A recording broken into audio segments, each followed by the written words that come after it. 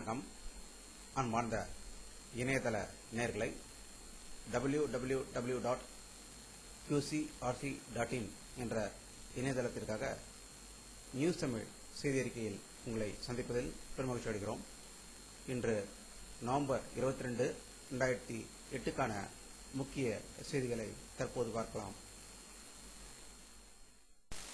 கடலூர் மாவட்டத்தில் ஊரக உதவி திட்ட பணியாளர்களுக்கான சிறப்பு ஏடிஎம் சேவை மையம் துவக்கப்பட்டுள்ளது. இதனை உள்ளாட்சித்துறை அமைச்சர் திரு ஸ்டாலின் அவர்கள் திறந்து வைத்தார்கள். தமிழகம் முழுவதும் உள்ள மதுக்கடைகளை வருகிற ஜனவரி மாதத்திற்குள் மூடாவிடில் மாநிலம் தழுவிய போராட்டம் நடத்தப்படும் என்று பாமக நிறுவனர் டாக்டர் ராமதாஸ் தலைமையில் நடந்த கூட்டத்தில் தீர்மானம் நிறைவேற்றப்பட்டதாக சென்னையில் இருந்து வரும் செய்திகள் தெரிவிக்கின்றன. இலங்கையில் வடக்கே விடுதலை புலிகளின் கட்டுப்பாட்டில் உள்ள வன்னி பகுதியில் வசிக்கும் மக்களுக்காக 650 டன் உணவுப் பொருட்கள் அனுப்பப்பட்டதாக அங்கிருந்து வரும் தகவல்கள் தெரிவிக்கின்றன. ஜம்மு அண்ட் காஷ்மீரில் ஞாயிற்றுக்கிழமை 6 சட்டமன்ற தொகுதிகளுக்கான வாக்குப்பதிவு நடைபெற இருக்கிறது. இதற்கான விரிவான பாதுகாப்புகளை தேர்தல் ஆணையம் செய்திருப்பதாக ஜம்முவில் இருந்து வரும் தகவல்கள் தெரிவிக்கின்றன. ஜம்மு காஷ்மீரில் தேர்தல் குறித்து பாகிஸ்தான் தெரிவித்துள்ள கருத்துக்கள் அர்த்தமற்றது என்று கூறியுள்ள இந்திய வெளியுறவு அமைச்சகம் அந்நாடு தனது நலனை மட்டும் கருத்தில் கொண்டு பொறுப்புடன் நடந்து கொள்ள வேண்டும் என்று அத்துறையின் அமைச்சக அதிகாரிகள் கூறியதாக டெல்லியிலிருந்து செய்திகள் வருகின்றன. பனாஜியில் சர்வதேச திரைப்பட கண்காட்சி இன்று தொடங்கியது.